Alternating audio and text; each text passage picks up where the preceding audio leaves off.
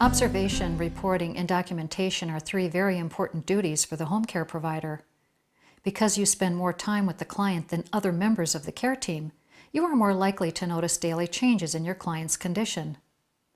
Observing and reporting these changes provides vital information that the nurse and doctor rely upon to make decisions about the client's care. It is important to develop good observation skills. Use all your senses to observe what is occurring with your client and the home environment. Use your eyes to notice changes in your client's appearance and the condition of the home. Use your ears to listen to what your client tells you about his or her feelings and experience. Use your sense of touch to notice changes in skin temperature, moisture, or dryness. Use your sense of smell to observe smells in the home, such as spoiled food or mold. Changes in the way your client's body smells can be caused by incontinence of urine or stool, poor hygiene, or illness. Your observations should include your client's physical, emotional, and mental condition.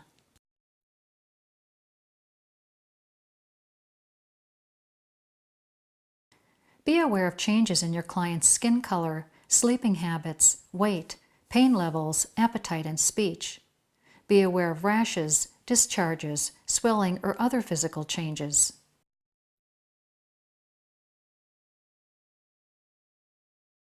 Observe for changes in your client's mood. Depression, anger, anxiety, or despair affect quality of life and may relate to other imbalances. Pain, for example, can make your client feel frustrated, irritable, angry, or depressed. Listen to what your client says about how he or she is feeling.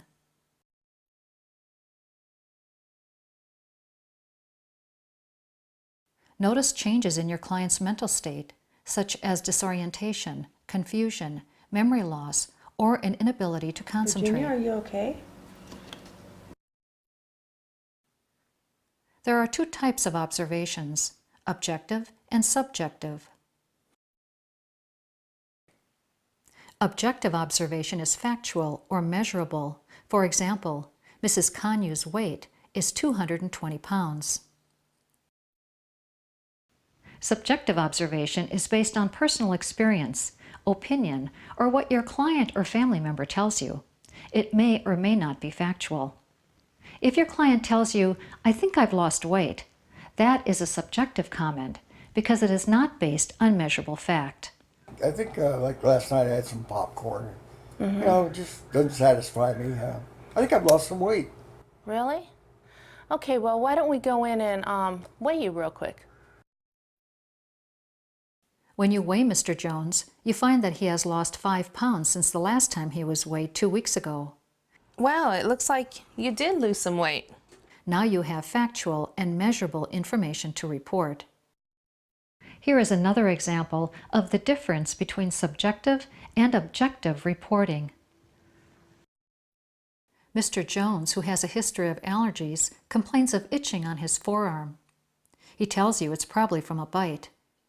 Looking at the 3 red areas, you assume that he is correct, even though neither of you saw it happen. Reporting it as a bite is subjective, because it is based on assumption and opinion rather than fact. To report your observation objectively, you would state that there are 3 red raised areas, about a ½ an inch in diameter, on his left forearm, and the client complains of itching. I'm visiting with Mr. Jones today, and I thought I would report and let you know that I see 3 red raised areas, about ½ an inch of diameter on his left forearm, and I thought you would like to know that. He believes it might have been an insect bite, but I'm not quite sure about that. This is an objective report because it is factual and measurable.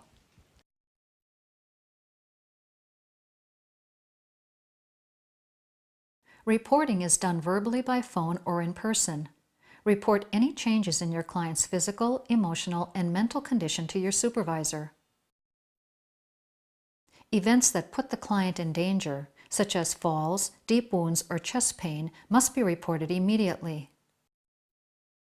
It's always better to report an observation, even if you think it's unimportant or you're not sure about it, rather than risk your client's well-being by not reporting it. Report if the client does not follow medical directions, such as refusing to take medications. Report unsafe working conditions or issues with family members.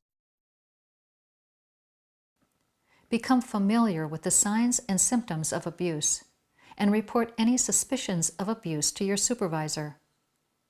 Changes you must report include falls, chest pain, severe headache, difficulty breathing, confusion or memory problems, sudden weakness or loss of mobility, high fever, loss of consciousness, bleeding, swelling, especially in the feet, changes in bowel habits, bruises, abrasions, or other signs of possible abuse, and abnormal pulse, respiration, or blood pressure. The care plan describes the client's health condition and physical limitations. It describes the methods and procedures that must be used by the members of the care team. Everyone involved in the client's care follows the care plan.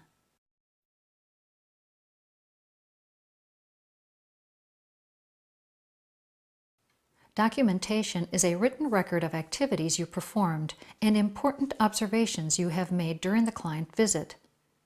Documentation is also called recording or charting, and it becomes part of the client's medical record. The medical record is a legal document, and its contents are confidential. It's important to document accurately because should a problem arise, documentation may be used in court as evidence. Your documentation is proof that you have followed the procedures and methods defined in the care plan. You should also document what you did not do and why. For example, you were instructed to help your patient walk, but he couldn't walk because he felt nauseous.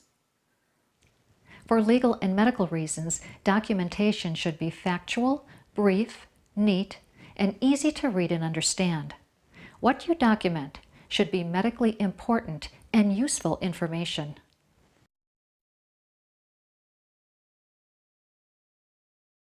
Use a black ballpoint pen. If you make a mistake, mark a single line through the word or sentence and write your initials next to that. Never erase or use correction fluid.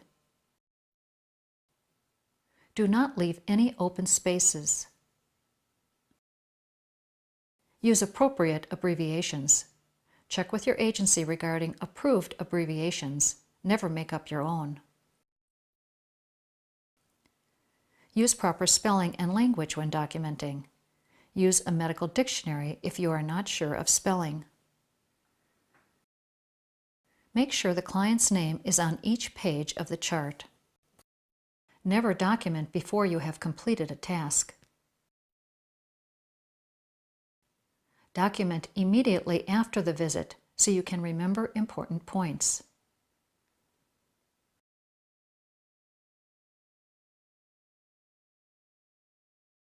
Flow sheets and check-off sheets simplify the documenting process. They are legal documents and are part of the medical record.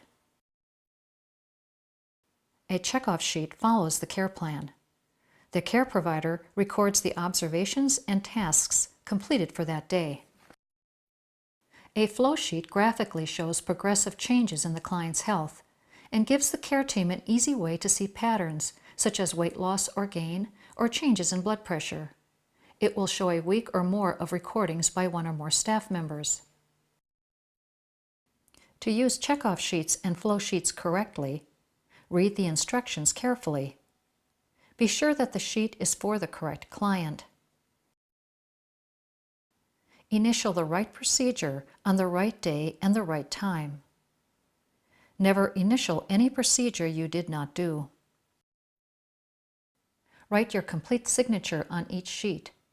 Usually there is a place to do so at the bottom of the page. When you use good observation, reporting, and documentation skills, the care team has the benefit of up-to-date information on your client's condition, and they can make changes to the treatment plan as needed. In this way, your clear, factual observations and recording are vital to your client's care.